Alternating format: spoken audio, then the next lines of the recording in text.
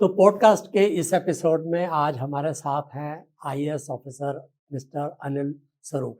ये 1981 बैच के रहे हैं और करीब 37 साल आपकी आईएएस के अंदर सर्विस रही और बहुत इम्पोर्टेंट जॉब्स पे आप रहे। अनिल, आप इतना भ्रमण करते हैं, ऑफिसेज में भी जाते हैं, एग्जीक्यूटिव से भी बात करते हैं। यदि हम स्टैटिस्टिक्स देखें आज के दिन, तो chronic stress and mental health जो है वो इतनी तेजी से स्प्रेड कर रही है। It is like a invisible menace और साइलेंट एपिडेमिक जो है।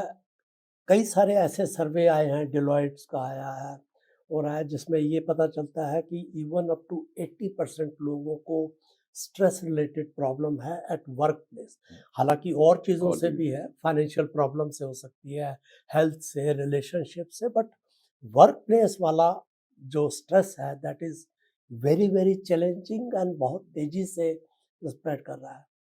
तो कैसे इसको देखते हैं और ये कैसे इस पर गवर्नमेंट या even other institutions like corporate sector इसको टेकअप कर सकता है इस चीज़ को? देखिए, स्ट्रेस या किसी भी समस्या के लिए हमें पहले जानना होगा कि वो समस्या क्यों है, क्योंकि बिना कारण समझे उसको फिर एड्रेस नहीं कर सकते, चाहे वो गवर्नमेंट हो चाहे प्राइवेट हो। तो स्ट्रेस के कई कारण हो सकते हैं, उन कारणों को समझ के उसको दूर किया जा सकता है। जैसे अब इन कारणों में कई चीज जो हो सकती हैं, कई चीज कठिन है। तो जो हो सकती है पहले उनको करें। So for example, stress could be a financial stress, it could be a physiological stress, it could be an emotional stress. तो हमें समझना पड़ेगा कि इनमें से कौन सी ऐसी चीज है जिसमें बिना ज्यादा खर्चा किए हुए हम कर लें। जैसे मैं अक्सर कहता हूं, for any idea to fructify and sustain over a period of time, it has to be politically acceptable, socially desirable, technologically feasible, financially viable, administratively doable, judicially tenable, emotionally relatable and environmentally sustainable. तो इसमें जो emotional part है, जो emotional stress है, उसमें बहुत खर्चा involve नहीं है। उसको समझना पड़ेगा और जब आप उस व्यक्ति से बात करेंगे तो आप उसको डिस्ट्रेस कर ले आएंगे। मतलब इसमें आपको कोई सरकारी योजना नहीं चलानी पड़ेगी, सिर्फ चर्चा से ही काम चल जाएगा। फॉर एग्जाम्पल, मेरे विचार से one of the biggest causes of stress is expectation. दूसरे से अपेक्षा जो है वो आपको सबसे स्ट्रेस करती है कि आप ये एक्सपेक्ट कर रहे हो, ये मिला, ये एक्सपेक्ट कर रहे हैं, आप वो बैरियर ही चेंज कर दीजिए। मेरा स्पष्ट मानना है, हैप्पीनेस और एक्सपेक्टेशन इनवर्सली प्रोपोर्शनल है। जितनी आपकी एक्सपेक्टेशन कम होगी उतना आपका लेवल हाई होगा। नहीं, उससे क्या होगा, जो मिलेगा आप बोनस समझेंगे। चाहे वो ऊपर वाला हो, चाहे भगवान हो, चाहे माता पिता हो, चाहे भाई बहन हो, चाहे बेटा हो, किसी से एक्सपेक्ट मत कीजिए आप।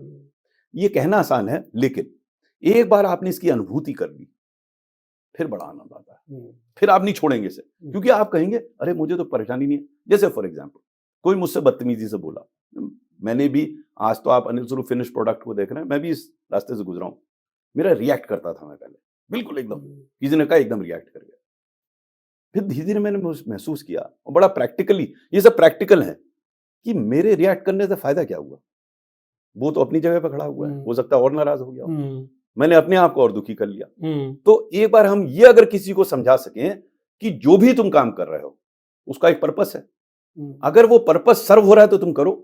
ये तुम्हें थोड़ा रिफ्लेक्ट करना पड़ेगा, बिल्कुल, कि हम जो कर रहे हैं इसका एक्चुअली रिजल्ट क्या हुआ। और इसको मैं आइडियल या मॉरल या कुछ नहीं कर रहा हूं, बिल्कुल प्रैक्टिकल कह रहा हूं कि प्रैक्टिकली क्या वो उपयोगी है मेरे लिए। बिल्कुल एकदम धरातल पर ले आकर मैं कह रहा हूं इस चीज को।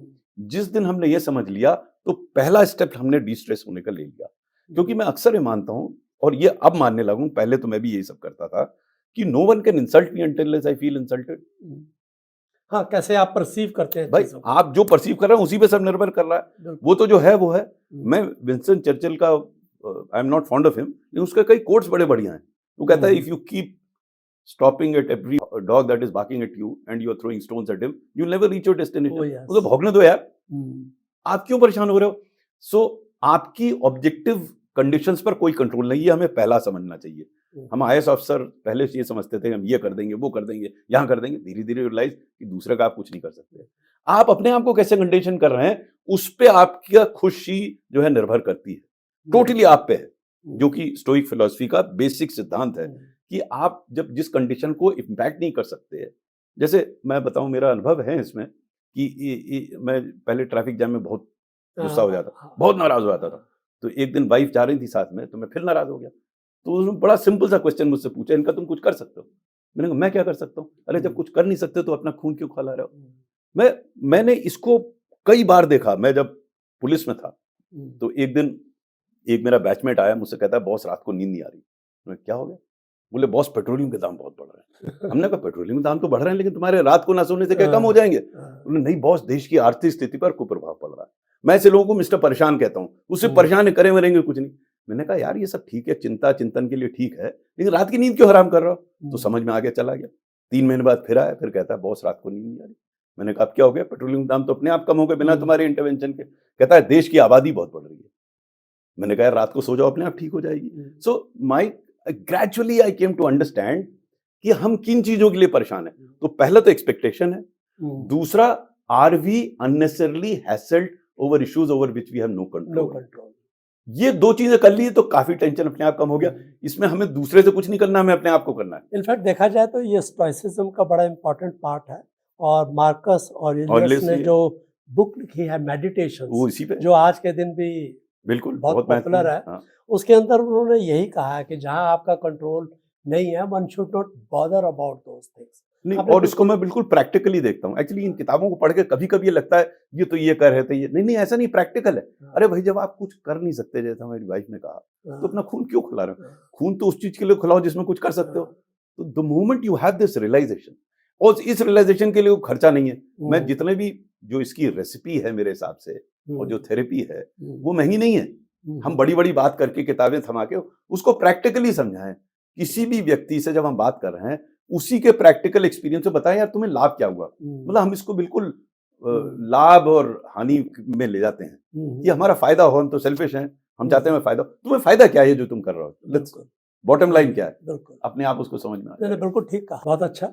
और आप थैंक यू वेरी मच, आप उपस्थित हुए और बहुत अच्छे आपने मुद्दों को उठाया भी और उनका जवाब भी दिया। Thank you, it was a pleasure being here. Thank you very much.